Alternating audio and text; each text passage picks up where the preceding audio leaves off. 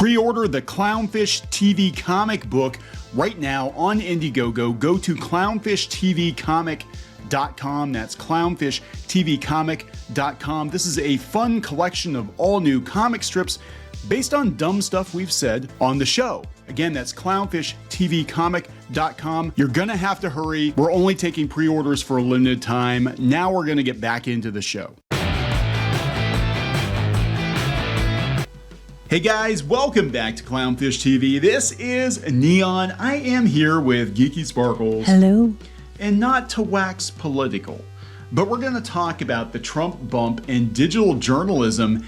And we were kind of kidding. We talked about how so many of these media outlets were going to go out of business. We weren't kidding, actually. We actually knew this was going to happen. We said, y'all vote wanting Trump out of office, but as soon as he's out of office, you're not going to get the views. And then they kept continuing to bring up Trump afterwards. We're like, see, there it is.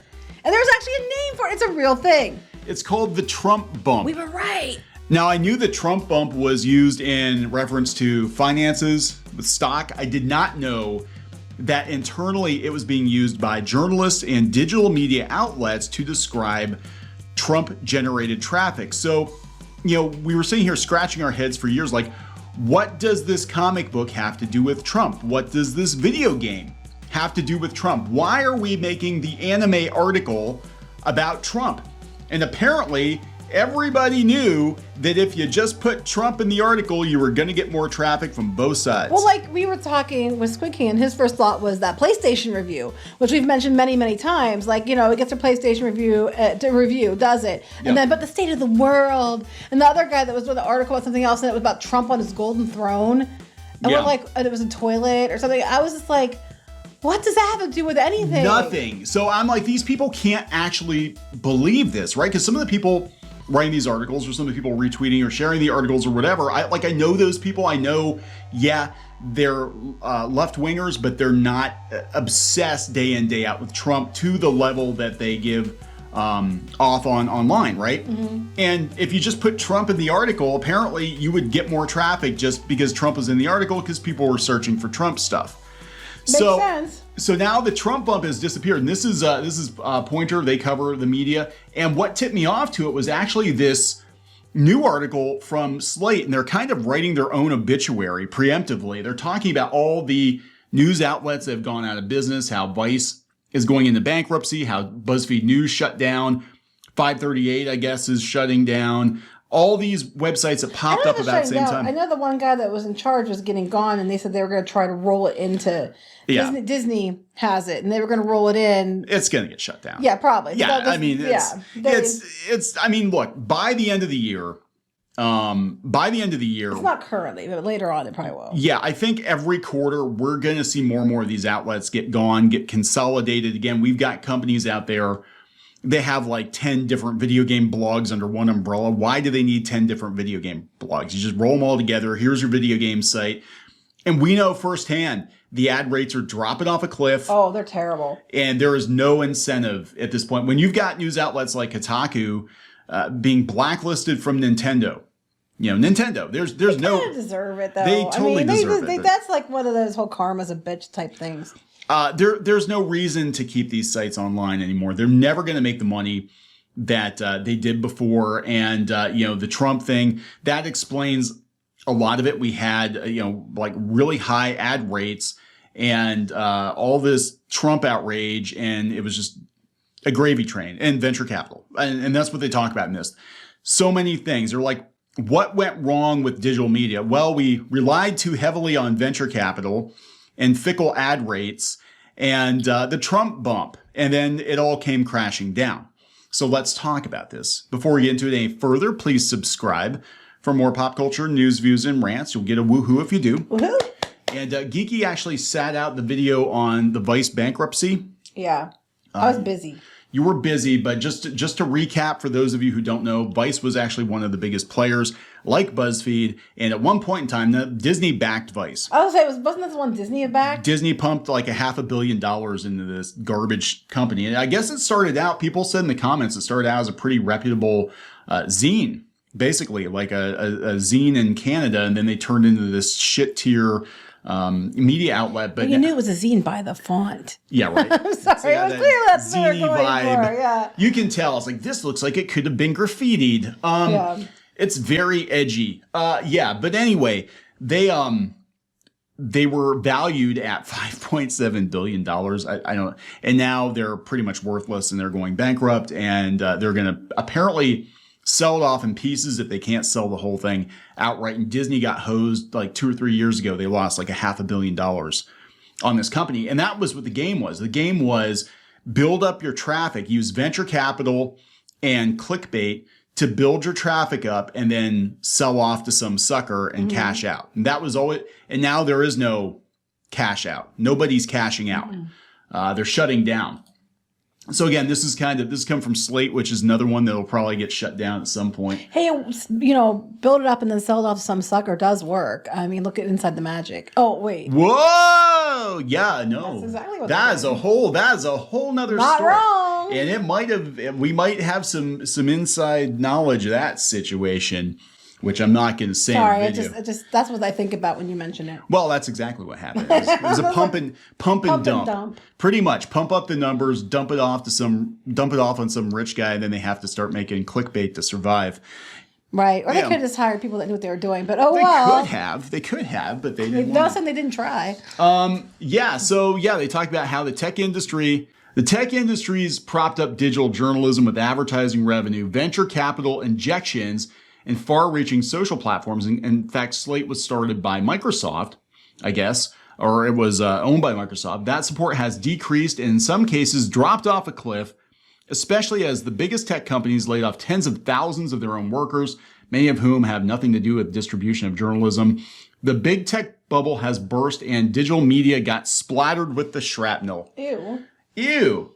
But here's where it gets interesting, because they're starting to realize like what went wrong, but it's way too late. If there's something about last month that felt especially dark, it's likely the confirmation that many of the so-called innovations and disruptions that took root during journalism's information age transition ultimately failed. You could pack all the familiar terms into a George Carlin-style breathless monologue. Oh, I could try. Clickbait, Facebook. Can I try? Go ahead.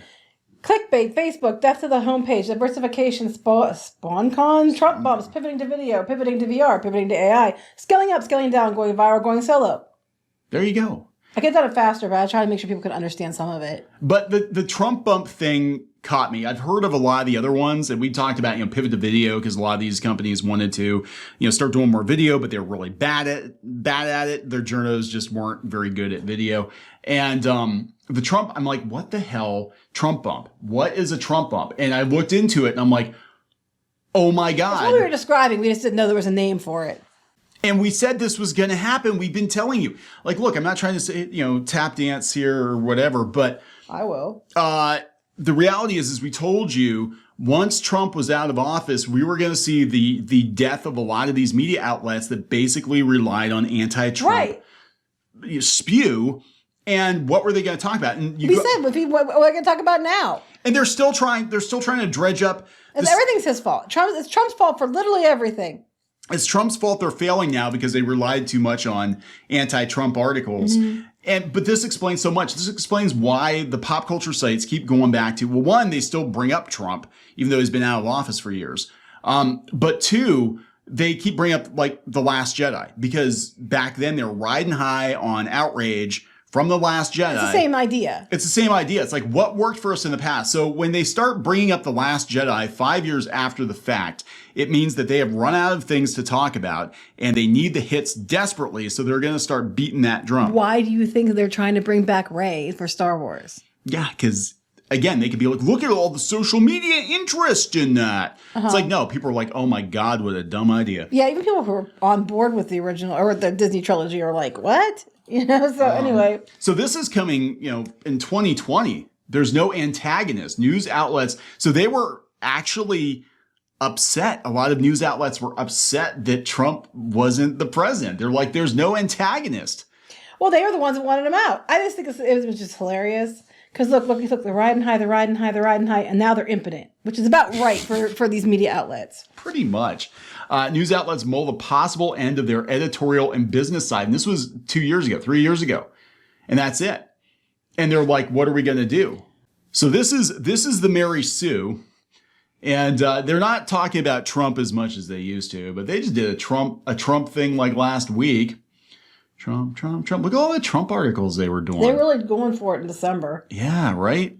I think they got sold last November, if I recall. They got sold. Yeah, they're not as bad as other places, to be completely fair, but they still do politics stuff all the time. Now they're going after DeSantis. DeSantis, he's the new Trump. So why? Yeah, he isn't. That's what they're thinking. They go after DeSantis and they go after Elon Musk because they need a new bad guy.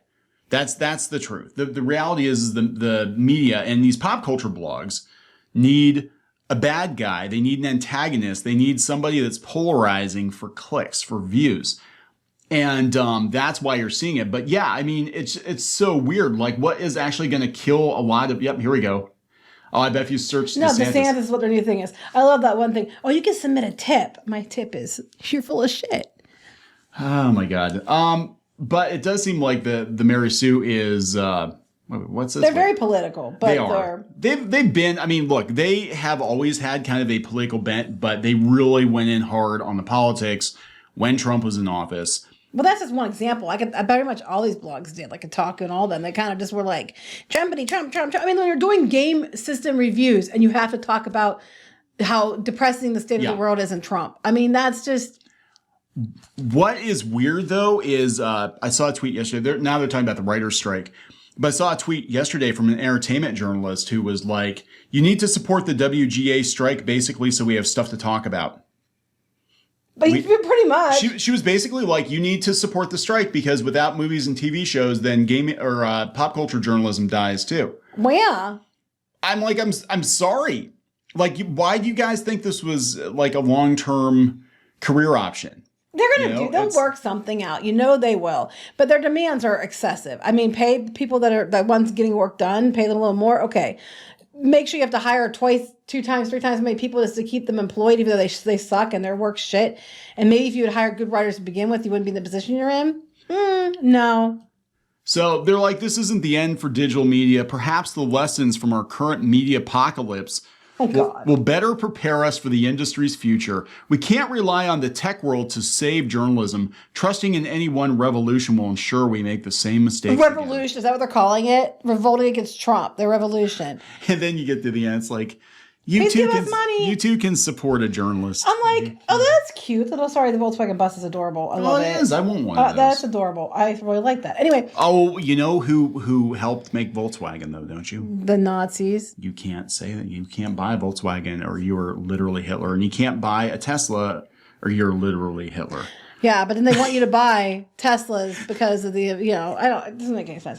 But much like these journalists, they don't make any sense. And we kept saying that, like, when it was going on, they were like, yay, Trump lost. And you're like, you're all happy now until you don't have anything to bitch about. And then you're going to be like, we're going to probably see these journalists, these journalism sites go off a cliff because who they going to blame everything on? And that's exactly what happened. Yeah. And look, the pop culture side. So I'm seeing here like, okay, so we talked about this culture war, and I personally, I don't think we're involved in a culture. I don't think we are involved in a culture us personally. War. I mean, we're just eating peanuts in the. We just get blamed for everything, though. We get blamed for everything, but how much of the culture war was manufactured for outrage, for clicks? Probably. Start attacking gamers and tie it to Trump because those are 2 buzzwords that are going to get us. I always think about that James Bond movie where the guy would go Tomorrow out, Never Dies. out and starting, things so that they could report about it and have something to talk about and make money. And that's kind of what that reminds me of. Like, they go out and start controversies.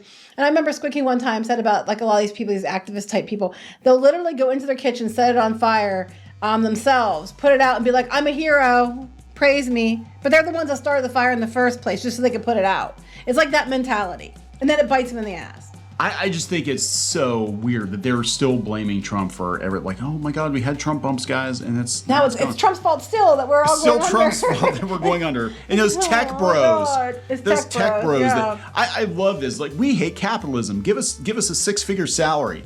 Mr. Tech Bro. Yes. Give us a 6-figure capitalism's salary. bad. We should have socialism. Pay writers more and hire more of us. I'm like, I guess in the way that's socialism. I mean, that is another video. We're doing that one next. But I thought this was a really interesting coda, and you got what you wanted, right? And now you have to deal with the consequences of which we said was that. going to happen. All right, so we're going to wrap it up. Yep. Please subscribe for more pop culture news, views, and rants, and we'll talk later. Bye. Help support the channel. Go to thereef.support and get early access to podcasts, videos, and other content. That's thereef.support.